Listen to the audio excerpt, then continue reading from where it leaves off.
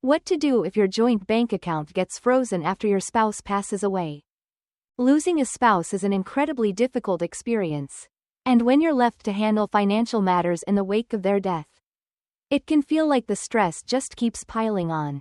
One of the last things you expect is to discover that your joint bank account has been frozen, leaving you unable to access funds when you need them most. This is a reality many people face after the death of a spouse. While you may assume that you'll automatically have access to shared accounts, banks can freeze joint accounts for several reasons after a death. Why do banks freeze joint accounts?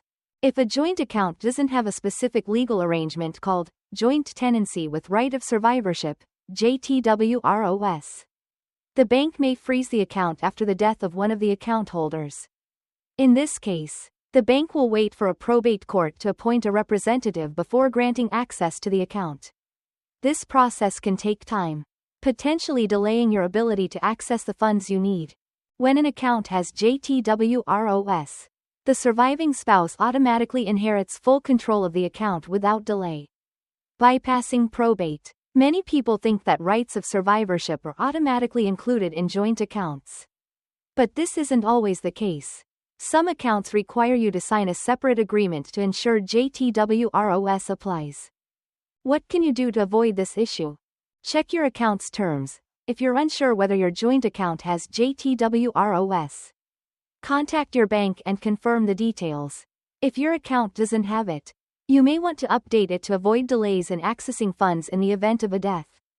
Consider beneficiary designations. If you don't have a joint account or need more flexibility, you can set each other as beneficiaries on your individual accounts. While this won't transfer the account immediately, it can prevent the long probate process. Establish a trust. Another way to ensure your spouse's assets pass to you without delay is by creating a trust. If your spouse is the primary trustee, you can be named as the successor trustee, which means you'll gain immediate access to the trust's assets once they pass away. Plan ahead to avoid the probate process. To avoid complications, it's important to prepare ahead of time. Consider speaking with an estate attorney or a financial advisor who specializes in estate planning. They can guide you through the process of ensuring your accounts are properly set up to avoid probate, making things easier in the unfortunate event of a spouse's passing.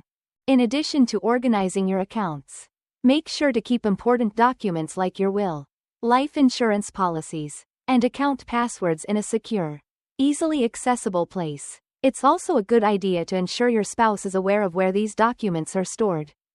Key steps to take when a spouse passes away.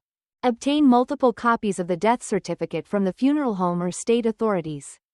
Contact your estate attorney for guidance on managing assets and accessing accounts. Notify organizations and institutions like your spouse's bank, insurance company, credit card companies, and Social Security Administration. Ensure you have access to all important financial documents and accounts. Grieving the loss of a spouse is hard enough, but knowing that you won't be locked out of essential finances can help ease the burden. Planning ahead and having a trusted team of advisors in place can make this process smoother and less stressful for you.